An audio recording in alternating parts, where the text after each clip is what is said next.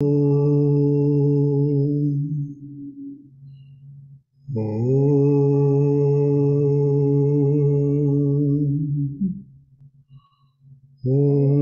Sahana Bhavatu Sahano Bhunaktu Sahaviryam Karavavai Tejasvina Vaditamastu Mavidvishavai. Om Shanti Shanti Shanti.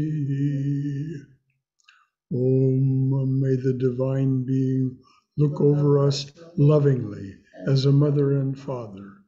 May the Divine Being support and nourish us as a mother and father. May we have the strength and skill to study together the art of spirituality. May no misunderstandings arise amongst us. Om, peace, peace, peace and beneficence be unto us and to all beloved beings everywhere. Well, good morning, everyone, and namaste. This is, of course, our Sunday morning talk. And the topic this morning will be surrender. You'll see what that means when we get there. But first, some announcements. We will celebrate July 4th, a Monday this year, starting with Arati at 7 p.m. here in our chapel. This will be followed here in the chapel by a short talk about Swami Vivekananda, then by short readings and songs from congregation members. And those may be either on Zoom or here in the chapel. All of this will be available on Zoom using our regular evening Arati link. So if you're going to join us on July 4th at 7 p.m., what you would do is just click on the regular Arati link, which says 6:30, but we're going to start at 7 that evening. Sometime between 8 and 8:30, we will adjourn to the monastery where our traditional 4th of July potluck meal will be served and shared. Of course, the Zoom link will then close. Our potluck supper will wind up at dusk when we'll go to the parking lot for some fun with fireworks. And it is always fun with fireworks. We get a big selection, and there's lots of funny and fun fireworks. In July, our Seva Saturday will be on the 9th, July 9th. And of course, that runs from 10 a.m. to 2 p.m. with lunch served if you're here at lunchtime. Please do plan to participate. We will be readying your center to close for August. So that's very important. We'll be getting the center all ready to shut down for August. And that is a fact. Our center will be closed during August. There will be no classes and no Sunday talks. Evening Arati will continue, and the Chandi hymns will be chanted on the first Saturday in Sanskrit, and on the second Saturday in August in English. So that's the announcements that I know to make. Is there anything else that should be announced? Anybody have anything else? All right.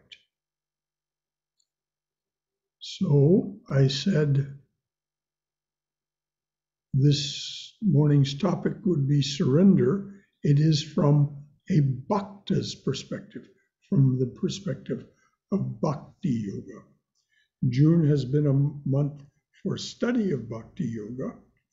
A Bhakti yogi, a bhakta, establishes a devotional relationship with God through study, prayer, ritual, and worship. This often begins with a feeling of reverence or awe, which may slowly grow into a conviction that everything without exception manifests God's glory, power, and grace. As a bhakta, you practice giving every action, thought, emotion, perception a Godward turn. All your energies and attributes, both positive and negative, are offered to the divine presence. Your prayer is for self-surrender and ultimately union with your beloved. Now, as I say virtually every Sunday morning now, this is not meant as personal instruction for you. This is not something you should do, something that is dogmatically part of Bhakti Yoga. Absolutely not. This is the perspective as offered from here. Take from it what you will, as pleases yourself, if anything at all. And please don't feel in any way that you're being personally instructed, because that's not the intention. So, this self-surrender and ultimately union with your beloved is what we'll talk about this morning under the heading of surrender. You have a bucket of water. It can be emptied with an eyedropper, a tablespoon, a dipper, or you can take it to some thirsty plants and empty it all at once. This is a way of talking about the spiritual progress of a bhakti yogi. At first, a bhakta's efforts to rid herself of limitation are themselves necessarily quite limited. Over time, they become more and more effective. Finally, the moment comes when, in an act of total surrender, all upadhis, limitations, are offered to her beloved, and she is much more free. This surrender of your limitations to the divine, it is an act of, you have been seeing them increasingly as manifestations of God's power, glory, and grace as a bhakta. So at that point, what you do is you say, all of this power, glory, and grace belongs to you, O Divine One, O Beloved. Here I offer it back to you. Free me from all limitation. Let me surrender myself to you. This is the final act before union, so to speak, penultimate act of a bhakta. The great joy of it is that it rids you of your karmic debt, as we'll hear from several perspectives, first from Krishna, then from Christ, then from Chaitanya, and then from Swami Vivekananda, writing about Sri Ramakrishna. So first we'll talk about Krishna's invitation to this in Bhagavad Gita. Turn to me in utter devotion. I see no sinner. Holiness itself shall transform you. Now this is an absolutely stupendous promise. Turn to me in utter devotion. I see no sinner. Holiness itself, that is the divine presence itself, shall then transform you. In chapter 12, Krishna goes on to say this: quickly I come to those who offer me every action, worship me only, their dearest delight. with devotion undaunted, because they love me. These are my bondsmen and women, and I shall save them from mortal sorrow and all the waves of life's deadly ocean. Be absorbed in me, lodge your mind in me. Thus you shall dwell in me. Do not doubt it, here and hereafter. Be absorbed in me, lodge your mind in me. Thus you shall dwell in me. Do not doubt it, here and hereafter.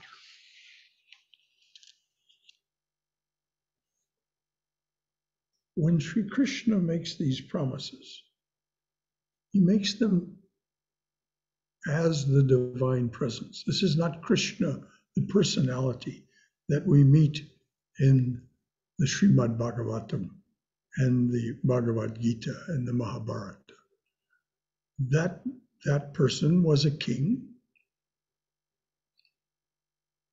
but beyond that personality, he was also the divine in its full manifestation.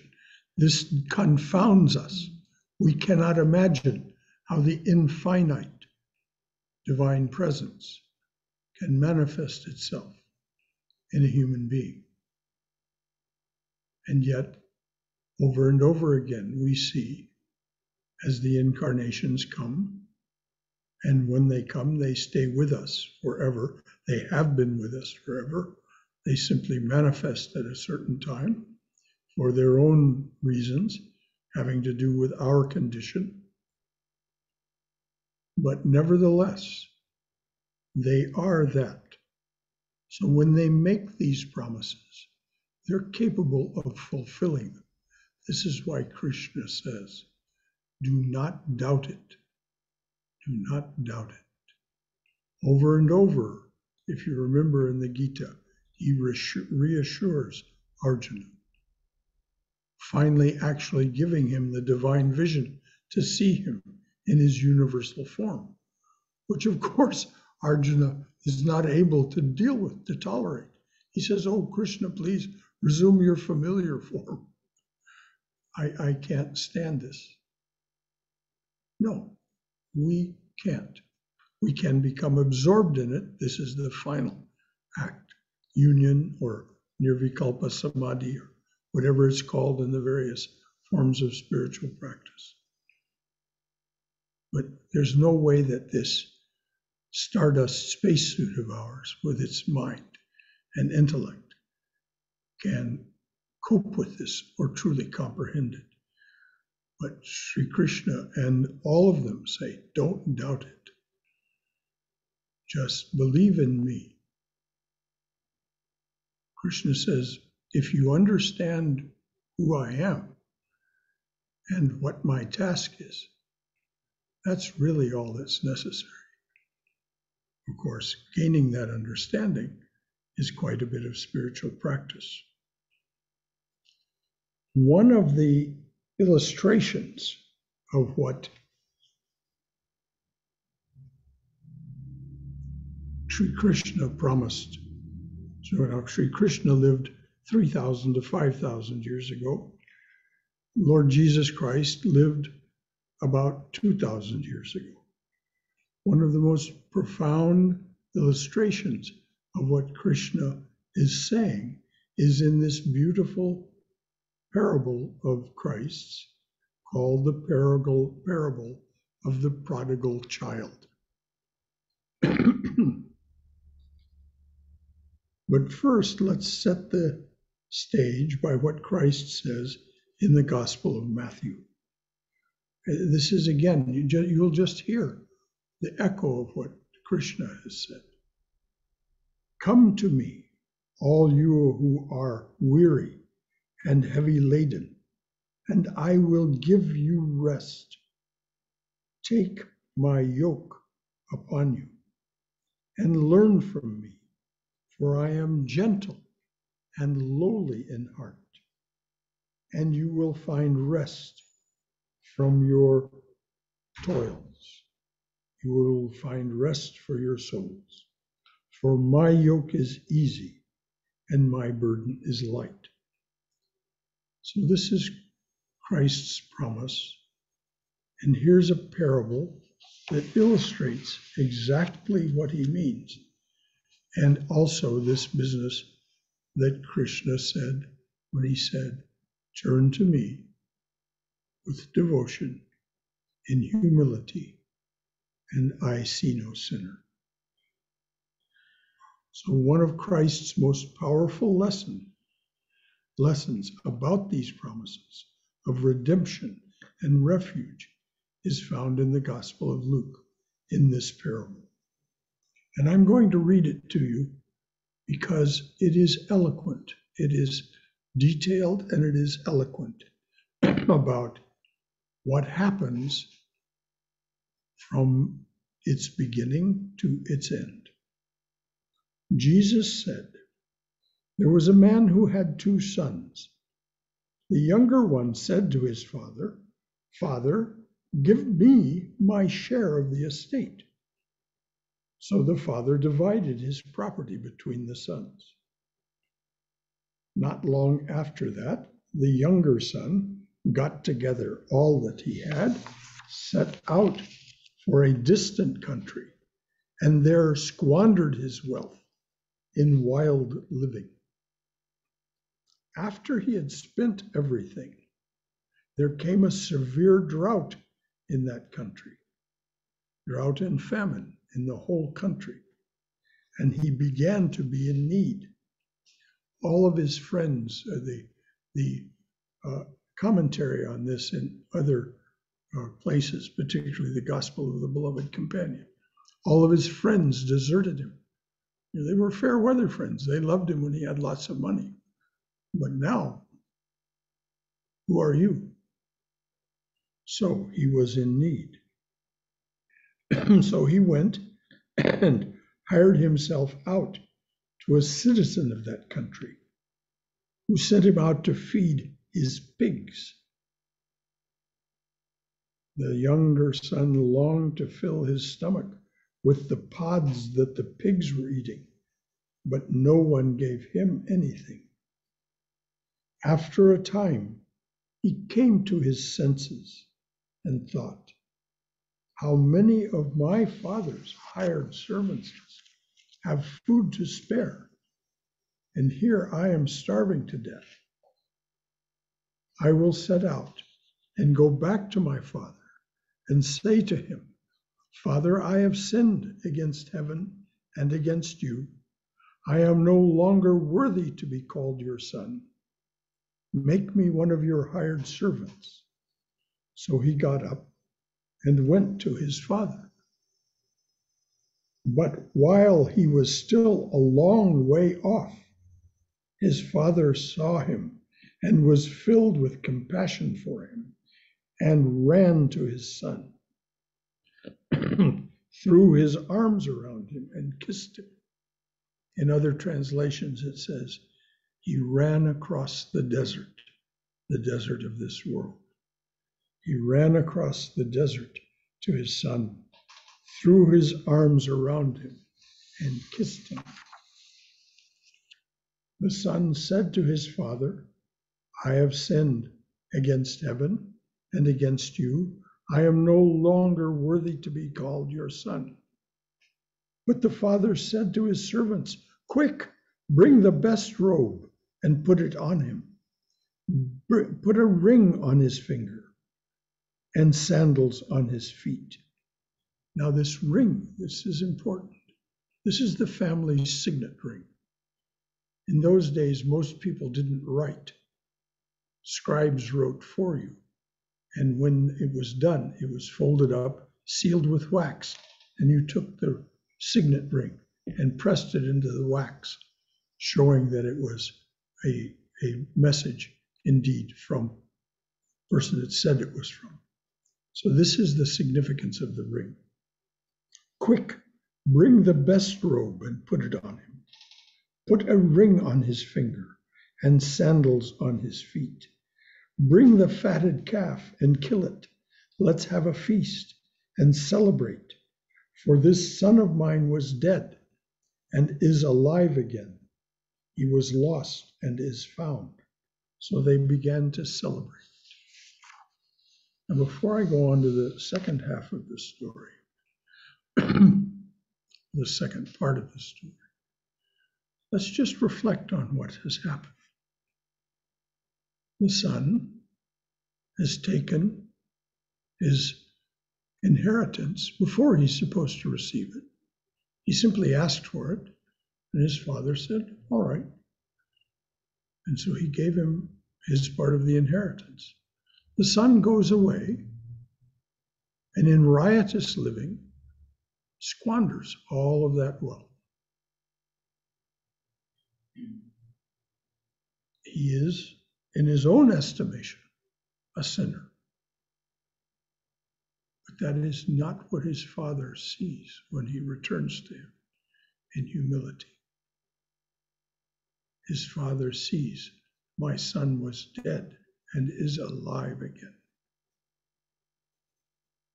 And so he gives him the best of what he has to offer and begins to celebrate. The saints tell us that it is their experience. You can read about it in a book called Love Poems from God. It's a interpretation of the experience of 12 saints by Daniel Ladinsky. I recommend that book to anyone who wants to follow this way of thinking further. These are all devotional saints. That's why they wrote what they wrote and gave what they gave to the world. But all of them say that this is what happens. You return. You turn your face back that direction. And there is celebration. The other brother became angry. Oh, I missed a paragraph. The other brother, meanwhile, the older son was in a field. When he came near the house, he heard music and dancing. So he called one of his servants and asked him what was going on. Your brother has come home, the servant replied, and your father has killed the fatted calf because his son is back safe and sound. The older brother became angry and refused to go in. So his father went out and pleaded with him. But he answered his father, look, all these years I've been slaving for you and never disobeyed your orders. All these years I've been slaving for you and never disobeyed your orders. Yet you never gave me even a young goat so I could celebrate with my friends. But when this son of yours, who has squandered your property with prostitutes, comes home, you kill the fatted calf for him. My son, the father said, you are always with me, and everything I have is yours. But we had to celebrate and be glad because this brother of yours was dead and is alive again. He was lost and is found. So there's a very deep message here. We can be like Martha in the story of Christ and the two sisters, very dutiful and never asking for anything for ourselves.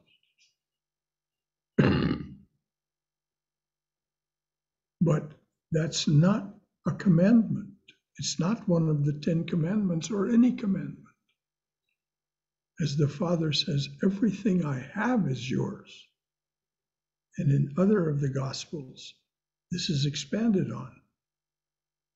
All you had to do was ask.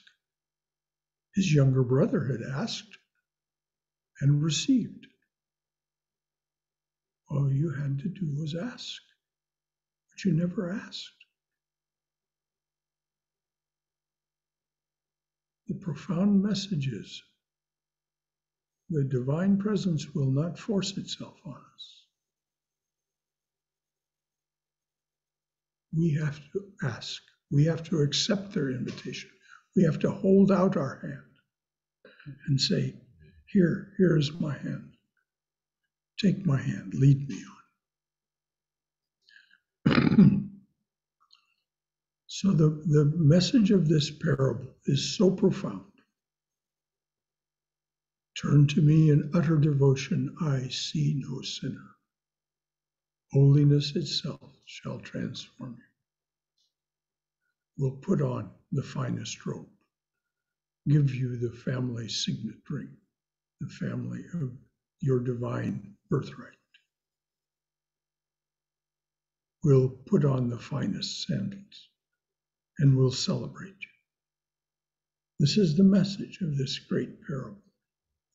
So before we go on to the last two sections of this, is there any comment or question from anyone? Is it something from your own wisdom, from your own experience? Something that this raises a concern for you, or some question you'd like to ask? Please, anyone.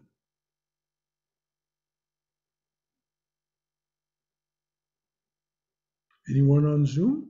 Got anything? I actually have something, but I think I might rather save it. Okay. There's more discussion. Okay. It is a concern. Okay. Well, it's easy to have a concern about these things. I mean, they are startling promises that the divine makes to us.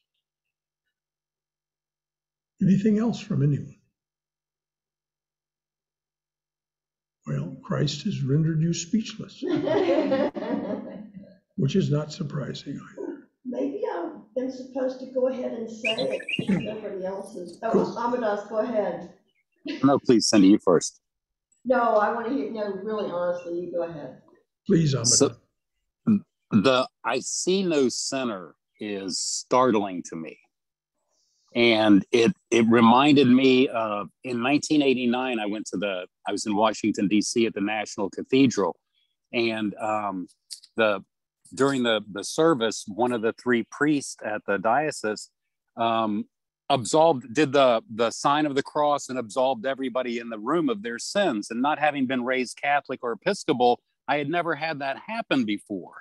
And I felt something in that moment. And that's what came up for me over I see no sinner. In the name of the Father and of the in the name of the Father, the Son, and the Holy Ghost. Yes, that's how those priests speak. Exactly. And what a lot of freedom in that. Freedom from mainly me beating myself up, Yes. which I don't find very productive. No, it's pretty much a waste of our time to be impatient and beat ourselves up. Yes. But this is the thing. The Catholic Church, for good reason, has taken a lot of hard knocks. But at the heart of Catholicism is this great genius of communion, of absolution. And so when people do want to take communion, they must go to confession. Now, confession is much misunderstood by people who don't know Catholics intimately. Confession is not groveling. Confession is simply that. You simply look back over the time that you were, since your last confession, and you say, I fell short in these ways. These are the ways that I fell short. I missed the mark, which is what sin means. Sin simply means missing the mark. And so the priest then says,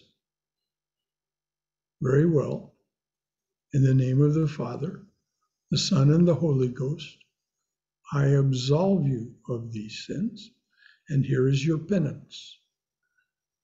In other words, your way to return your attention to the highest and keep it focused there rather than on the lower things that cause you to commit these transgressions. And so they'll say so many Our Fathers, so many Hail Marys. And the genius then is that you are free from whatever you have done. And you can take communion, renew your relationship with Jesus Christ, and are made whole again. And at that moment, Christ sees no sinner. And so you don't carry that baggage. In Sanskrit, you are freed of your karma. So that's the genius at the heart of Catholicism. That if you're an observant Catholic, go to Mass, take communion, go to confession, do your Hail Marys and Our Fathers, you will die in a state of grace. And you will live in a higher state of grace. So thanks for bringing that up, Amadas, because yes, something can be felt when that happens. And for any of you who ever attended Mass, and you're really attentive to what's going on, you will feel what is called in that tradition transubstantiation. Something happens. Anything else from anyone? I'll say something. Yes, please. I like that the parable can be interpreted not only putting yourself in the place of the sons, whether you take a sinful path or take a path that God will return, I guess. But what also the Father, if you put yourself in the Father, the nature of the Father is forgiveness. Yes. And that's what leads you to Thank you very much, Roberto. Yes. Yeah. Yes. Yeah, I like that it can be interpreted in more than one way. Whether you see yourself as someone who needs to be forgiven or can give forgiveness. Well, thank you for holding that mirror up to that parable and showing us that other way of reflection. Yes, indeed, you can see yourself as the divine being, forgiving yourself and everyone else, because we are immersed in ignorance. Yes, Ronnie. Okay. Yes. I'm very familiar with the concept of absolution of sin in the Christian tradition by putting your faith in the Lord and the Lord Jesus Christ. I was just wondering if there's anything similar in Hinduism that has to do with the absolution of sin. Well, this is what Krishna meant when he said, "Turn to me in utter devotion. I see no sinner. Holiness itself shall transform you. You're freed of your karma. You're absolved of your sin.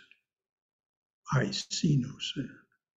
And then he goes on in the rest of the quote from chapter 12, which is the chapter on devotion, to explain just kind of how it works. So yes, there is an exact parallel. I mean, you'll even hear it reflected in the passages that I'll read from Chaitanya and from Vivekananda as we go on here. Thanks for bringing that up. But this doesn't mean that whatever you do, whatever you sow, you reap. So the actions for whatever you have done, good or bad, you will be getting that. Even if it's a sin and if you're going to, that will be altogether different. Like you are going to, you are trying to come out of the sin, or it's like you feel that it's something wrong, so you are trying to come out of it, but still the effect of what we have done, that you'll be getting back, right? That is not going to go away. This is not the promise of the avatars, of the incarnations. And Holy Mother reiterates this. When you do your spiritual practices, that is, turn yourself in devotion, particularly chanting the name of the Lord, as we hear from Chaitanya, particularly chanting the name of the Lord, which in Christian tradition is the Our Fathers and Hail Marys. And in the Sanatana Dharma, commonly called Hinduism tradition, there are many, many, many different ways of chanting, but they all contain the seed words, seeds. They're not really words, but seed, bijas, seed sounds that literally transform you. And Holy Mother said, do that. Purify yourself in that way, and destiny herself will strike from the book of record what is written there about you. And so you say, as you sow, so shall ye reap. If what you had sown, this is Holy Mother's words now, I'm going back to her words now. If you were to lose a leg based on your actions, your lesson would have to be losing a leg. But you have purified yourself by this that she describes. You will not lose a leg. And so her disciple asked, nothing will happen? She said, no. And then she talked about this in two different contexts. In one, she says, you'll get a thorn in your foot. And in another, she said, you'll receive a scratch. So it's not the equation of you will reap your karma. As ye sow, so shall ye reap.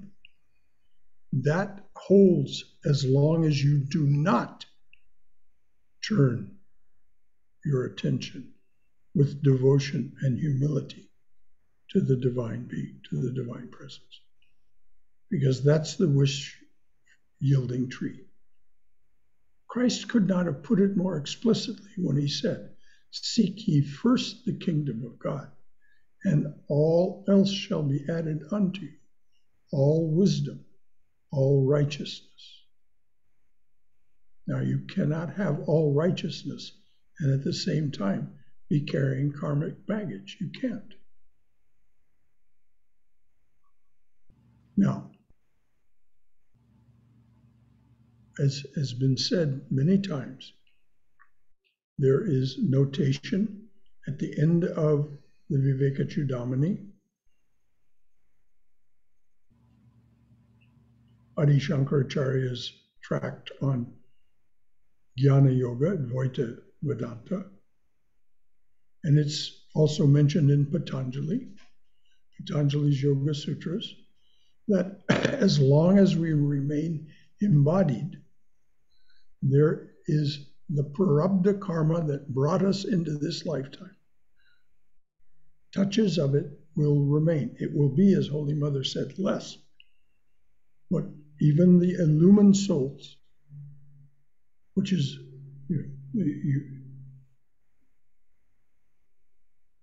Patanjali's talking about the illumined soul, Adi Shankaracharya is talking about the illumined soul, there has to be an alertness not to become entangled again in concern about this prarabdha karma, this karma that brought you into this life. But it won't be anything like what you would have otherwise experienced. Anything else? So glad this discussion. Yeah, I'll say something. Yes, please, John. This is, at least from my experience, that when we're talking about that turning point of whether the prodigal son is out, has squandered, and I'm looking at that place in which that turns, and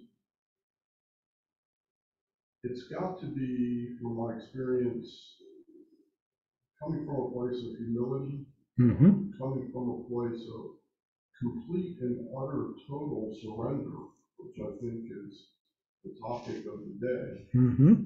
And without that, and walking into, on the flip side of that, I'm surrendering or I'm turning, but what about this? Or I'm surrendering, and what about the money? And I'm surrendering, and what about this is the relationship, or whatever. It is a complete, and it's an energetic release. Yes. very nicely said. It's an energetic without release. that, and if I've got a but on the other side of that, there becomes lingering doubt. Yes, oh yes. And so, there's no way to keep a foot in both you camps. can't, you have to either do it or not do it. This is why. And if you're not doing it, or if you're saying you're doing it and doing the rituals and so forth, It's just hypocrisy. It's a dance at that point. Yeah, it's just a hypocritical dance. Yes, it's a hypocritical dance. Yes. And This is why it's said in the Gospels, you cannot serve God and mammon. Yeah. You can't. so You have to choose. Is a tremendous release. Now, you don't have to choose. I said you have to choose. You don't have to choose. You're invited to choose by each of the great incarnations. But I learned a little something on the flip side of the second son, the dutiful son. Mm-hmm. And often that story I've heard is not told, including that portion Mm-hmm. where ask. Yes. Yes. But it has to It's be not from it's that not same in place. it's not in Luke, but it is in the Gospel of Thomas, and it is in the Gospel of the Beloved Companion. Anyway, I enjoyed that part of it. Good. As much. Yep. So it is, as long as you try and keep a foot in both camps. This is why Krishna says, do not doubt it. Just give it all up to me, and I'll take it from there. But it's so difficult. You know, it's simple in concept, but it's not easy in practice. Because as you said, the mind our linear mind, our language mind, is constantly being stimulated by the left limbic system. There's reason to be doubtful. There's reason to be scared. There's reason to be this. There's reason to be that. It's very hard to say thank you in a loving way. Thank you for sharing. But we're going to do it different here. We're going to handle this differently. And this is why you'll notice that in the parable, in the telling of it in Luke, it says he came to his senses. Now we have another story that contains this phrase, this same phrase, the story of Scrooge. The story of Scrooge. After his transformation, he says to his clerk, I have not taken leave of my senses, Bob. I have come to them. And this is exactly what Patanjali points to in the Yoga Sutras. When we clarify the senses by our spiritual practice, particularly the yamas and the niyamas, the restraints and the observances of the yamas and niyamas, when we purify our senses, what is self-evident becomes clear to us. What is self-evident becomes clear to us because we have come to our senses, which are far more powerful than we know when they're so distracted and clouded. Very productive discussion. Anything else from anyone? Brother, Yes. the idea of choosing it makes it a little bit uncomfortable. Why do we have to choose? You know, maybe we have a state in mind where there's nothing to choose and everything becomes one. Well, if that's the way it looks to you, then proceed in that direction. To me, it looks like at a point we do make a choice. We do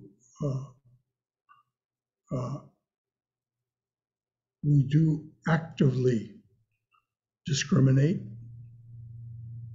and then actively renounce or surrender. So It isn't the only way of seeing it by any manner of means. When you say like choose in the sense like choose the attitude you have to things or choose the things themselves? Both. Both. It starts with the attitude. Everything starts with a change in thinking. No action will really, as John pointed out, if you just act it out without really meaning it, your thinking has not truly changed and you're simply posturing. It's just a hypocritical dance. So everything starts with change in thinking. Then from that flows change in speech and change in action. And then there's some way to measure your own spiritual progress. And we must never try to measure the spiritual progress of others. We have no way of knowing. Brother Shankara, I Yes. have a question. I know that after we die, we get reincarnated according to, I think, Vedanta. But why don't we have a choice of just joining the stream of consciousness? If you're not in the mindset that we want to come back, just join the stream of consciousness. And I don't know, like in Christianity, they say you can be like how do I say, like a spiritual angel to help people, something like that. Yes, in Christianity, it is called salvation. You are saved from the necessary, from being reborn. Christ says, "Those who drink from my mouth shall not taste death." And of course, what you just described is the goal of all spiritual practice, is to free ourselves from limitation.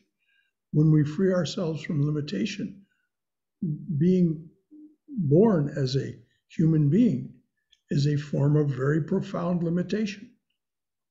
As Tukaram says, it's being landlocked in fur. He's talking about a cat. Yeah. But, we're landlocked in this cage of flesh and bone. But So how do we free ourselves from it? We do our spiritual practices until we're able to surrender it all to the divine. They take it all, as Krishna says so explicitly in chapters 5 and 6 of the Gita. They take it all and you are freed from your karma. But Brother Shankara, one confusion is that to me is, according to Christianity, they say you have to be a Christian for that salvation to occur. But if you are in the mindset of Vedanta, then you are not a Christian, then that means, I'm a bit confused about. Dear heart, there are all kinds of traditions that have this bigoted point of view. Fundamentalist Christians have that point of view. Fundamentalist Vaishnavas have that point of view. Fundamentalist Muslims have that point of view. Fundamentalist Buddhists have that point of view. You have to be this, otherwise you're doomed. Well, bull. No. Thank you. It absolutely is not true. It's just not true. But I feel like sometimes it's just if I am doubtful, in order to convince myself, I try to convince others. Well, this is the great trap, of course, is to shore ourselves up in our doubtfulness by surrounding ourselves with people of like mind. That's not holy company. That's dependence on friends. And then I'll become more fanatic because. Oh, well, as Vivekananda points out, it's a mental disease, fanaticism. It's a mental disease. Anything else from anyone before we read on? I don't know, I'm thinking I should save it for the Okay. After coffee time, anybody wants to. All right. Here is the end of Chaitanya's prayer. Chaitanya's prayer begins, chant the name of the Lord and his glory unceasingly, that the mirror of the heart may be wiped clean and quenched that mighty forest fire, worldly lust, raging furiously within. In other words, you will be free from your karma. And then it goes through this whole long. Chaitanya was born as a logician. He was born into a logician's family. If you look at Chaitanya's prayer, it is a logical series of syllogisms. It is a logical series of equations. And here's how it ends. Speaking in terms of surrender. Prostrate at thy feet, let me be in unwavering devotion, neither imploring the embrace of thine arms, nor bewailing the withdrawal of thy presence, though it tears my soul asunder. O thou, O Hari, who stealest the hearts of thy devotees, do with me what thou wilt, for thou art my heart's beloved, thou and thou alone. I'll read that again because it is this penultimate act, this just before absorption. Prostrate at thy feet, let me be in unwavering devotion, neither imploring the embrace of thine arms, nor bewailing the withdrawal of thy presence, though it tears my soul asunder. O Hari, O thou who stealest the hearts of thy devotees, do with me what thou wilt, for thou art my heart's beloved, thou and thou alone. Notice that there is no asking in return. I surrender myself to you, neither asking for the embrace of your arms, nor even bewailing the withdrawal of thy presence. If I fall into the dark night of the soul, I do not bewail the withdrawal of your presence, though it tears my soul asunder. O Hari, who stealest the hearts of thy devotees, do with me what thou wilt, for thou art my heart's beloved, thou and thou alone. Now, Swami Vivekananda wrote Kandana Bhavana, which is translated as Breaker of This World's Chain by Swami Prabhavananda and Christopher Isherwood. And this is near the end of that prayer. O Master of all who renounce, fill our hearts full of love for thee. Thou hast finished with fear and with doubt, standing firm in the vision of God. Refuge, refuge to all who have cast fame, fortune, and friends away. Without question thou shelterest us, and the world's great sea in its wrath seems shrunk to the puddle that fills a hoofprint in the clay. I'll read it again.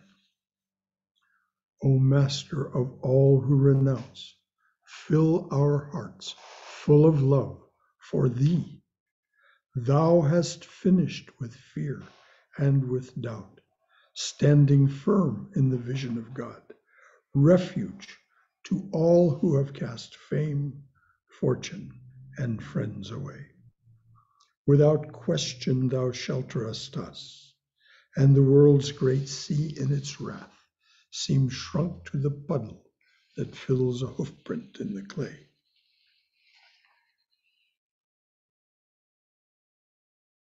One of the things about the incarnations that is said over and over in the scriptures about them is that they can share the great treasure of spiritual attainment that they amass in their spiritual disciplines. They can share that with us. So when it says, "Thou hast finished with fear and with doubt," they can share that with us if we ask. If we ask. And what is it that is being surrendered? All attachment to the world, summarized as refuge to all who have cast fame, fortune, and friends away. Now, it's easy to understand the fame and fortune part. Sometimes we get tripped up about this business about friends. Doesn't mean you can't have friends. It simply means you don't depend on them for your spiritual sustenance. And you may have holy company, and they may be the dearest of friends. But your dependence, as Swami Prabhupada said, I know you don't like to hear it, but as I've told you many times, the only one who is truly your own is the Lord. Now, if you keep holy company, you find that divine being in your holy company, and you relate to them entirely differently than relating to just their personality self, which may be utterly delightful. But that's not the point. So this business about finished with fear and with doubt, it can be shared if indeed you're willing to cast fame, fortune, and dependence on friends away. And then without question thou shelterest us, and the world's great sea in its wrath seems shrunk to the puddle that fills a hoofprint in the clay.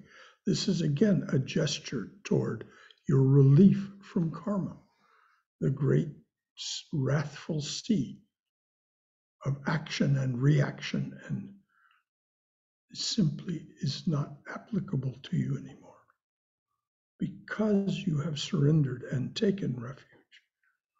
Now that great sea in its wrath seems shrunk to the puddle that fills a hoofprint in the clay. How eloquent a little metaphor is that. So that concludes the presentation part of this, but it needn't discontinue our discussion. Is there anything more that anyone would like to offer from your own wisdom or experience, or any concern that any of this raises, or any question that you'd like to ask? Can you elaborate more on the holy company and the dependence? Well, all of us when we're young, at least let me just say, among those that I was young with, we very much depended on one another for our sense of well-being. And if someone criticized us or we fell out of relationship with them, it was very troubling. If our little circle of friends wasn't tight and, I in my early 20s, I lived in a really kind of a little magical town called Seal Beach, California, right on the coast, south of Long Beach. Beautiful little town, walkable in every direction. And there was a very close-knit set of friends. And we very much depended on one another for emotional support, to share our joys and our sorrows, and even, help one another materially from time to time, sharing money, so on and so forth.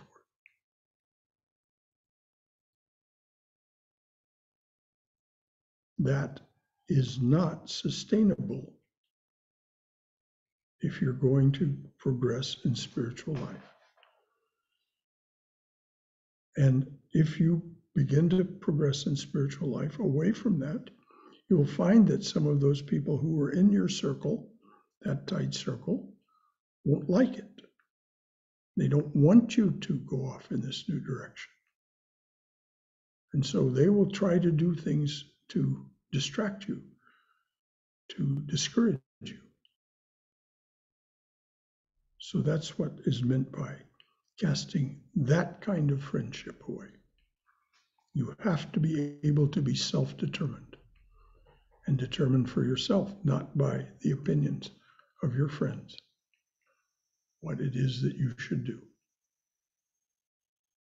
And it is one of the characteristics of the spiritual aspirant that they are self-determined.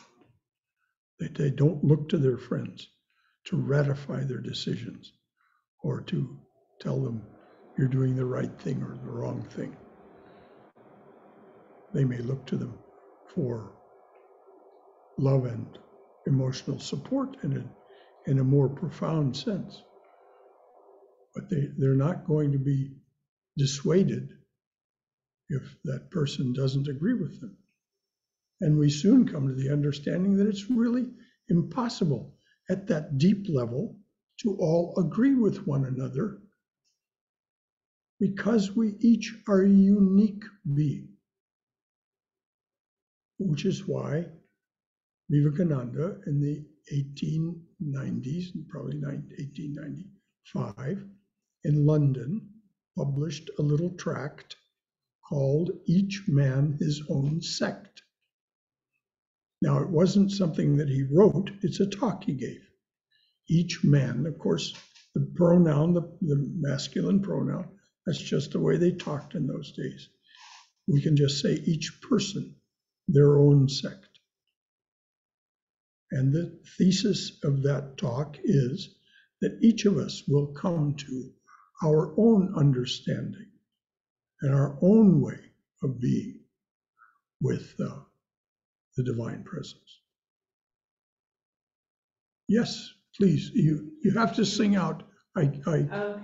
I can barely see you. I think this issue with friends is also really to protect you from future despair, because no one really can turn on you, eviscerate you, and devastate you as quickly as a friend. And so this isn't really just to keep your mind on God. This is also as a shield to not have such a dependence on this other person who at a whim will break your heart and cause you to become distracted and despairing, and perhaps for years. So the dependence upon friends, dependence on something that is illusion, that is transitory, comes and goes. You change, they change. Mm-hmm. You know, and so it's just one more thing that isn't really substantial. It's a feeling. Exactly. Thank you for saying it that way. Anything else from anyone?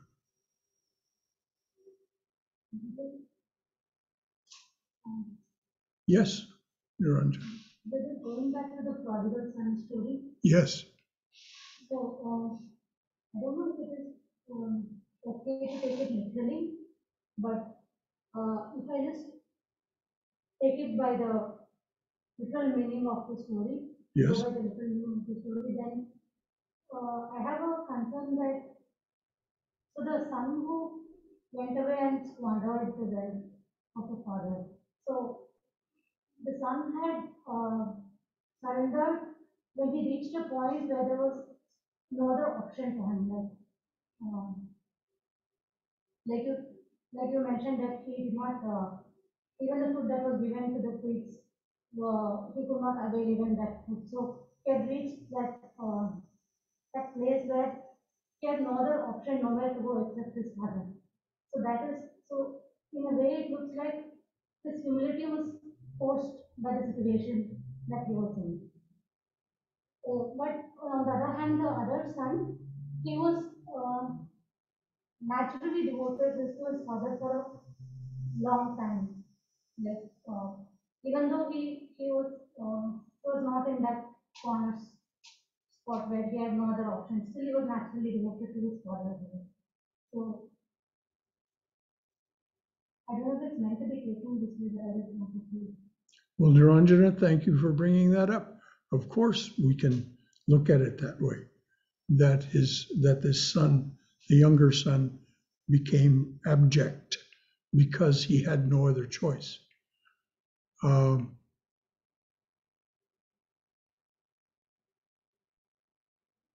The story doesn't tell us enough about him to where we would know if he had some choice to be clever, become a thief, whatever. It simply says he came to his senses. That's what the story says. So, and Christ meant this, as Roberto pointed out, this is a story about the Father as much as it is about the sons. What is the nature of the Father? Love and forgiveness, unconditional love. So no matter what motivation the son had, didn't matter to him. He didn't really listen to his story. He said, my son was dead and is now alive. Now, those are very profound words. He was dead in the sense of he hadn't come to his senses. He was not really quite alive. He was dead. Now he has come alive. So that's what the Father sees. It doesn't matter what the young man says. So there are many, many ways of looking at these things. To say that there's one right way to look at it is to be just as fundamentalist as a fundamentalist Christian saying, you've got to believe in Jesus Christ the way I do, or you're doomed to hell. There's no, we each of us are unique beings. We'll see things differently. Yay, wonderful. Yay and amen. Anything else from anyone? Anybody on Zoom? Yes, here. Shankara, I want to share a really wonderful prayer. Yes. It's called the Prayer of Abandonment. Ah. By Charles de Foucault. By who? Charles de Foucault. Okay. Who was a brother who followed Christ and lived in France. Lived in Africa.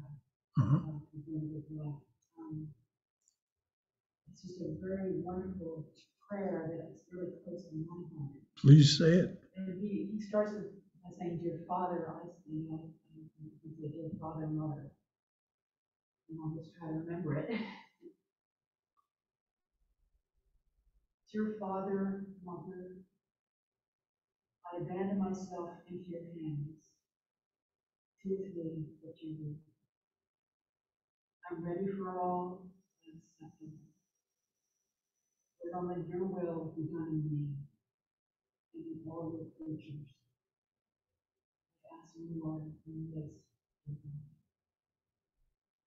Into your hands I commend my soul. I offer to you with all the love of my heart.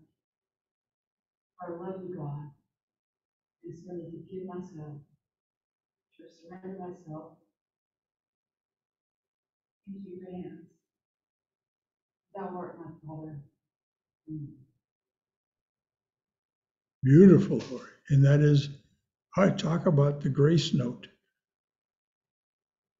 That is